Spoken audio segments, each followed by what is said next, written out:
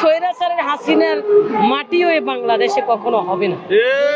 উনি ঠিকই আপোষ করেছেন, আমাদেরকে ছেড়ে দিয়েছেন, এটা আমরা আশা করি না। আজকে বাংলাদেশের মানুষ আমার নেত্রীর জন্য যেভাবে কান্না করতেছে, যেভাবে আমার নেত্রীকে দেশ আসছে চাইতেছে, একটা কথা মনে রাখেন, আমরা সবাই হায়াত মহত আল্লাহর হাতে, সবাই তো আর জীবিত থাকবো না। 2 দিন আগে আর পরে দুনিয়া থেকে বিদায় নিতে হবে।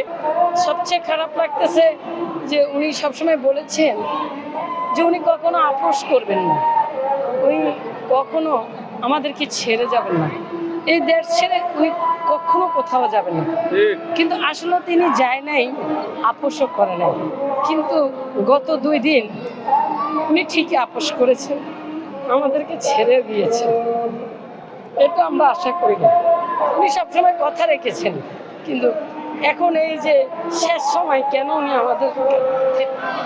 আমাদের কাছে কথা রাখেন না, এটাই কষ্ট। তো আমরা চাই যে আমাদের নেত্রীকে যেন আল্লাহ বেহেশতে নসিব করুক। আমরা জানি এরকম নেত্রী শুধু বাংলাদেশে না, বিশ্ব কোথাও পাবো না।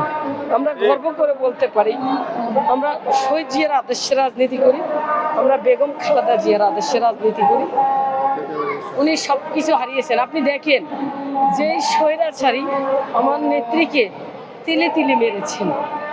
আমরা শুনতে পারছি উনি নাকি আত্মার মাগফিরাত কামনা জানাইছে, উনি কৃতজ্ঞতা করেছেন, কিন্তু উনি তো আমার নেত্রীকে শেষ করেছেন।